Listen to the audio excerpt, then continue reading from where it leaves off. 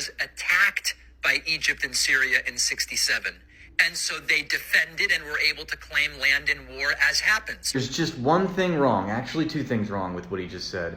First, Israel was not attacked in 1967. Israel attacked Egypt, Syria, and Jordan. But let's just suppose for a second that what he said was not a lie, and that it was Israel that was attacked. Even so, in accordance with international law, Israel would still have absolutely no right to annex territory that it conquered through war. That is what is so ironic about these comments here, coming from a so-called liberal progressive who is in defiance of the standards of international law. Imagine that. A liberal progressive is in defiance of the foremost liberal progressive democratic governmental international body on the face of the earth, the United Nations. Along with that, the foremost judicial body, the International Court of Justice. Both of these institutions, and as well as every human rights organization that you can think of, all condemn annexed territory conquered via war. Once again, we have another progressive proving that old adage correct. Scratch a liberal and a fascist bleeds.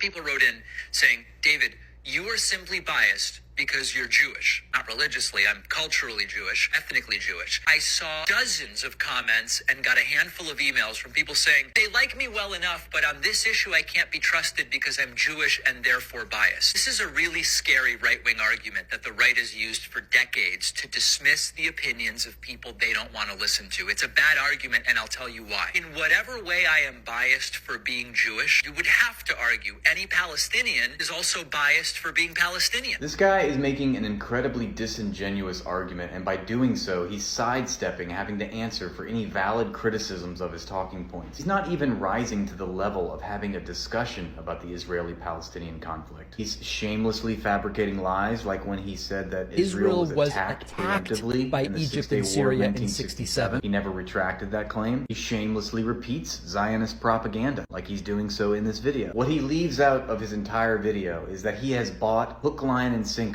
the edict of Zionist propaganda, that the Jewish identity and the Israeli government and its policies as a nation state are one and the same. They're the same thing. There is no difference. Notice how he frames the conflict. So I guess you can't be Jewish or Palestinian to be able to comment without bias? It's Jewish people versus Palestinians, not the apartheid regime of the Israeli government. It's Judaism itself against Palestinians. This is wrong, it's malicious, it's manipulative, it's devious. He's either woefully irresponsible, misinformed, and doesn't have enough moral courage to admit it, or he's simply a bold-faced liar. Either way, it's not a good look. Essentially, he is creating a straw man by centering the discussion to not be about the Israeli government's apartheid policies against the Palestinians, but about Jewish identity itself. And by doing so, he completely reframes the discussion to be about his victimhood for what he perceives as being discounted, silenced, rendered obsolete because of his Jewishness, which is now a weapon used against him by his own audience. And perhaps there are people out there that criticize him for his perceived bias as being a Jewish person. But if he were actually serious, he would respond to the actual criticisms of the Israeli government. Why is he only responding to the lowest common denominator? Why is he shamelessly conflating Judaism and Zionism as if criticizing or admonishing the policies of the Israeli government is somehow anti-Semitic? That is Zionist propaganda. Why is he ensnaring his listeners in a well-known logical fallacy and then masquerading as some victim? Oh, that's right, he's a progressive. He's taking a very rational position, the valid criticisms of the violent campaigns conducted by the Israeli government against Palestinians, and once again making it to be about him. Of course he's the victim. I'm going to tell it the way I see it. I do every segment the way I see the story. Ah, yes, the bleeding heart liberal dying on the cross for his progressive views, for his principled commitment to even-handed critiques of politics and foreign policy. Spare me. Is it any wonder that nowhere in this roughly 5-minute video do you see any mention or acknowledgement of the current and ongoing atrocities committed by the Israeli government, of which he so subtly, passive-aggressively endorses with his blue and white backdrop? Okay, so this is a bummer.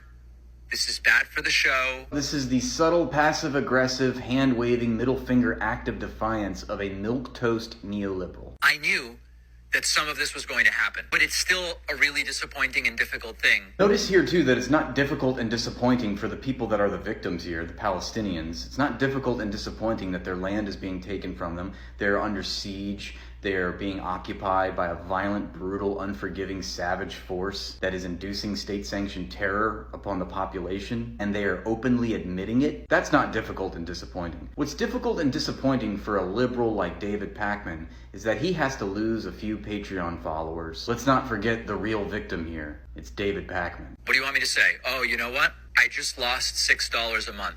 I'm sorry. It wasn't a terrorist attack. It was legitimate resistance. No. I don't say things to my audience that I don't believe. Watch him as he elevates himself to sainthood for his progressive, neutral stance on apartheid and ethnic cleansing. I always do every story the way I see it. Please, let's clap for him because he's so brave. I have the view I have because I'm progressive. I ask you, is there anything more liberal than centering yourself as the victim because in your defense of an apartheid state carrying out a massive genocidal terror campaign against an unarmed civilian population, you managed to lose a few Patreon followers? The worst time to get a good deal is when you're losing a war. And at this point, it can't be said that Hamas is winning this thing for Palestinians. And if you go back to the 1947 partition plan, it was a 50-50 divide of the land, which at this point would be a fantastic deal, I believe, for Palestinians. They rejected it. Can you believe those ungrateful Palestinians did not accept being colonized? The audacity. In 1947, the UN General Assembly approved a resolution partitioning the British Mandate of Palestine into a Jewish state which incorporated 56% of Palestine, with an Arab state retaining 44%. It was a 50-50 divide of the land. It was not 50-50. They rejected it. Were the Palestinians asked about this? Did they have a say in what was going to happen to their land? No. This predictably started a war between the newly founded state of Israel and the surrounding Arab states. In the 1948 war, 250,000 Palestinians were forced from their homes and they fled to the Gaza Strip. Today, more than 70% of Gazans are refugees from that 1948 war and their descendants. This is the good deal. Fantastic deal. This person is talking about. They rejected it. Does everybody read between the lines of what this person is trying to say? When an Israeli airstrike destroys a hospital, killing 500 innocent civilians as it did today, it's the Palestinians' fault. They should have accepted the terms of the agreement in 1948 and they wouldn't be in this mess. The worst time to get a good deal is when you're losing a war. Calling this a war is egregiously irresponsible. I cannot stress that enough. This is not a war. This is a genocide. Would be a fantastic deal, I believe. It would be like saying if the United States decided to annex the territory of Kansas and Nebraska for white European settlers, forcing the Native Americans out of that land and concentrating them into a camp in Oklahoma. Oh wait, that already did happen. But you know, if the Native Americans were granted one state in the United States of America, at this point would be a fantastic deal. That would be a fantastic deal today. Would anyone in their right mind today defend the American policy of apartheid towards the Native Americans, defend the ethnic cleansing, defend the genocide of the Native Americans today? No. Would anyone in their right mind victim shame the Cherokee, the Choctaw, the Sioux, the Chippewa, etc., for fighting back against colonialism? I don't think so. And yet, in essence, this is what this person is doing right now. This is just more liberal apologia in the service of power, in the service of empire. This take is not going to age well for this person. Nixon ordered Cambodian genocide. Clinton sent cruise missiles to Sudan, people died. Obama gave the orders to do drone strikes. Reagan invaded Nicaragua in '85.